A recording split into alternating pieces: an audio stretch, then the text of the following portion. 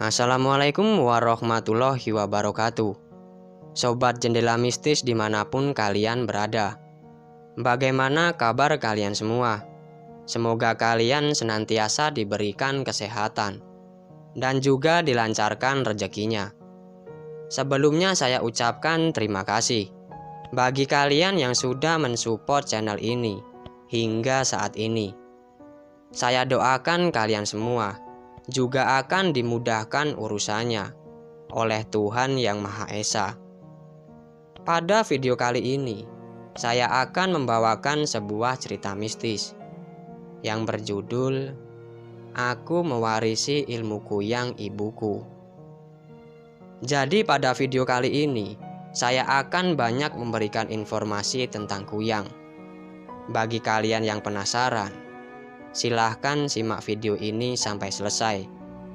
Dan juga apabila kalian menyukai cerita mistis yang sudah saya berikan, jangan lupa untuk klik tombol subscribe, like, komen, dan share sebanyak-banyaknya.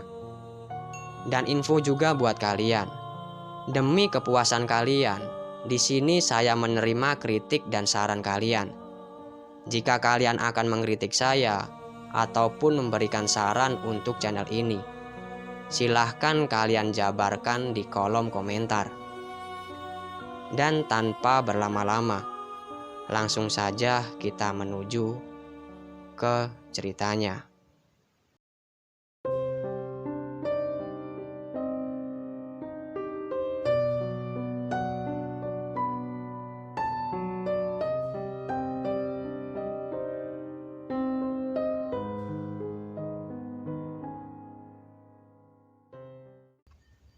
Biasanya, orang yang mendapat warisan tentu sangat bahagia. Namun siapa yang dapat bahagia bila mendapat warisan ilmu hitam yang sangat mengerikan? Iya, ilmu hitam yang ditakuti oleh hampir semua orang di Kalimantan. Bahkan mungkin di seluruh jagat ini. Apalagi Mariana Tundang, sang pewaris, tak pernah berharap mengenal, apalagi menguasai ilmu yang sangat jahat itu. Kenyataan ini sungguh bagaikan sebuah lingkaran roda nasib yang sangat buruk. Meski aku berusaha untuk menolaknya, namun ilmu itu tetap juga hadir di dalam tubuhku. Inilah kenyataan pahit yang aku alami, tutur Mariana dengan pandangan jauh menerawang. Ilmu kuyang, itulah yang diwarisi oleh Mariana Tundang. Dia seorang gadis muda cantik yang berprofesi sebagai bidan. Gadis cantik ini bekerja di rumah sakit pemerintah di Banjarmasin. Bagaimana kisah lengkapnya? Berikut ini adalah ringkasan kesaksian Mariana Tundang, seorang bidan di Banjarmasin. Waktu itu, usiaku memang relatif sangat belia. Selepas SMU aku akan memilih masuk sekolah kebidanan. Bidan adalah profesi yang sangat mulia, menurut pendapatku. Penolong para wanita yang akan menjadi ibu. Penolong proses kelahiran seorang bayi yang hadir di dunia ini. Penolong ibu-ibu yang jauh dari dokter, rumah sakit, atau puskesmas. Kehadiran bidan di pedalaman memang sangat berarti bagi mereka yang tinggal jauh dari kota.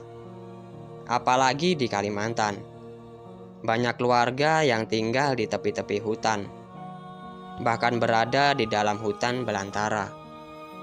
Sebab kalau hanya mengandalkan para dukun beranak saja, tidak akan menyelesaikan masalah. Jumlah dukun beranak tidaklah memadai, sangat tidak cukup bila dibandingkan dengan jumlah penduduk yang memerlukan pertolongan. Begitu lulus dari sekolah kebidanan, ternyata aku ditempatkan di rumah sakit Ulin di Banjarmasin. Menurut direktur rumah sakit itu, aku dipilih karena aku punya prestasi. Aku adalah lulusan terbaik. Terus terang, sebenarnya aku lebih senang kalau ditempatkan di puskesmas pedalaman. Aku lebih suka berada di tengah-tengah orang sederhana, tempat dan dari mana aku berasal. Aku bukan tipe gadis yang suka hura-hura. Aku bukan pengunjung diskotik, gedung bioskop, ataupun mal-mal yang berada di sana. Semua waktuku kuhabiskan di kamar kos untuk membaca. Di kamarku banyak bacaan. Ada novel-novel, majalah, tabloid, dan yang paling sering kubaca adalah kitab suci. Karena dengan membaca kitab suci akan timbul motivasi dalam diriku untuk mengabdikan diri kepada sesama. Dan dia juga adalah sumber kekuatanku, sumber harapanku yang sebenarnya. Hingga sampai pada suatu hari, datang malapetaka yang membuatku tiba-tiba harus terhempas ke dalam jurang kenistaan. Jangan salah paham, kenistaan yang menimpaku bukan karena kehilangan kegadisan, bukan juga ternoda karena perbuatan tercela lainnya. Yang menimpaku jauh lebih mengerikan. Tidak akan terbayang oleh siapapun yang tidak memahami kondisi pedalaman Kalimantan Tengah, yaitu tempat kelahiranku. Hari itu sebenarnya tidak begitu panas, apalagi saat itu hujan baru saja turun di kota Banjarmasin. Sangat lebat dan turun sejak sore tadi. Saat itu hujan belum reda. Tidak begitu lebat, tetapi membuat orang enggan untuk keluar rumah. Tetapi mengapa cuaca yang sejuk itu membuatku tiba-tiba sangat kehausan? Iya, aku merasa ada rasa haus yang sangat aneh mendera diriku. Telah kuminum beberapa gelas air putih dari dispenser, tetapi rasa hausku tidak juga hilang. Sepertinya dahagaku bukan karena ingin menegak air. Iya, aku ingin minum sesuatu, tetapi bukan air. Entah itu apa. Aku mencoba mengendalikan diri. Jarum jam telah menunjukkan pukul 2 siang. Kebetulan hari ini aku sedang off. Tidak ada giliran jaga. Besok aku harus masuk pada jam 8 pagi. Entah apa yang mendorongku, aku meninggalkan kamar dan berjalan menuju bangsal rumah sakit. Kutelusuri lorong-lorong yang panjang itu, menuju ke suatu tempat yang aku sendiri tidak tahu di mana. Aku berjalan tak ubahnya seperti robot, sebab memang kekuatan laten itu yang mendorongku untuk terus melangkah. Sapaan beberapa teman yang berpapasan denganku tapi tidak kujawab. Mereka semuanya heran, sebab aku dikenal sebagai gadis yang ramah, mudah bergaul dan tentu saja banyak teman. Itu sangat aneh. Tiba-tiba saja aku berhenti di depan sebuah kamar. Kamar itu sangat khusus, disediakan untuk mereka yang melahirkan. Aku mencium bau yang sangat harum. Bau khas yang belum pernah kurasakan. Bersamaan dengan itu, rasa hausku semakin menjadi-jadi. Ingin rasanya, aku segera menengguk minuman yang mendebarkan bau harum tadi. Kubuka pintu kamar itu, kulihat ada seorang wanita yang tengah berjuang keras, melaksanakan tugasnya sebagai ibu. Dia ditolong oleh seorang dokter dan juga 2 orang bidan. Entah iblis apa yang merasukiku. Kudorong dokter itu ke samping dan kuraih kedua kaki wanita itu. Aku mencium bau yang sangat begitu harum dari sela-sela kedua paha wanita itu. Rasa hausku semakin kuat. Aku hendak merengguk cairan yang bercampur lendir atau air ketuban yang mengalir. Melihat apa yang akan aku lakukan. Dengan sigap kedua bidan yang ada di kanan dan kiri pasien itu menubrukku. Sekuat tenaga mereka menyeretku keluar. Namun kekuatan kedua orang itu tidak mampu menyamai kekuatanku. Mereka semua kubuat terpental. Lalu muncul 3 orang perawat laki-laki. yang membantu kedua bidan untuk menyeretku. Tetapi tetap saja, mereka tidak mampu menandingi kekuatanku. Melihat keadaan itu, salah seorang bidan lalu melepaskanku. Dengan tergesa-gesa, dia menyopot kalung yang tergantung di lehernya. Kalung perak dengan liontin salib itu dikalungkan di leherku. Begitu kalung itu tergantung di leherku, aku langsung pingsan. Ketika aku sadar, aku telah berada di tempat tidurku. Beberapa orang kerabat ada di sekelilingku. Tidak ketinggalan uakku, yang tinggal di Jalan Veteran, di belakang Rumah Sakit Ulin.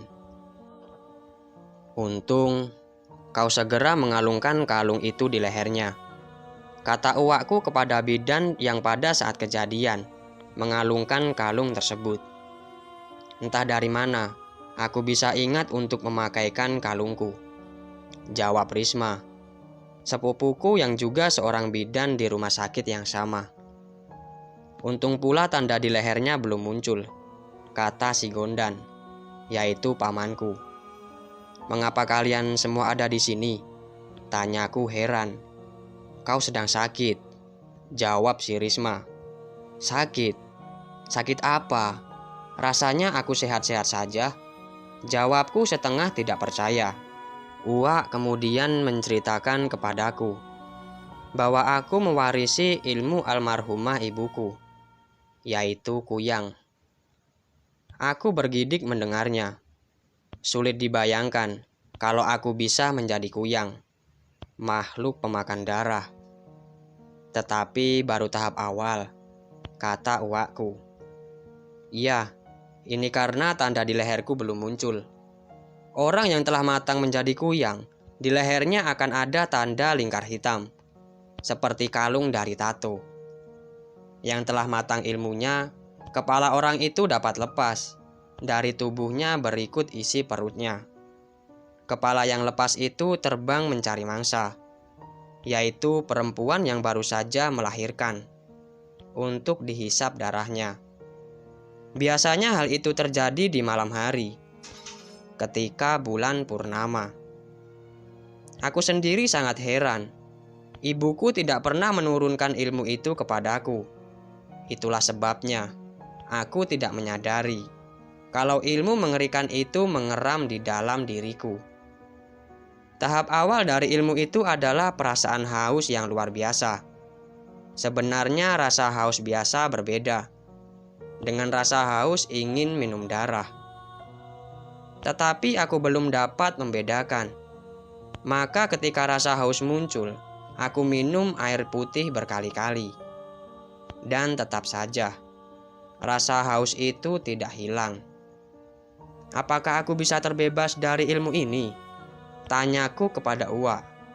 Bisa.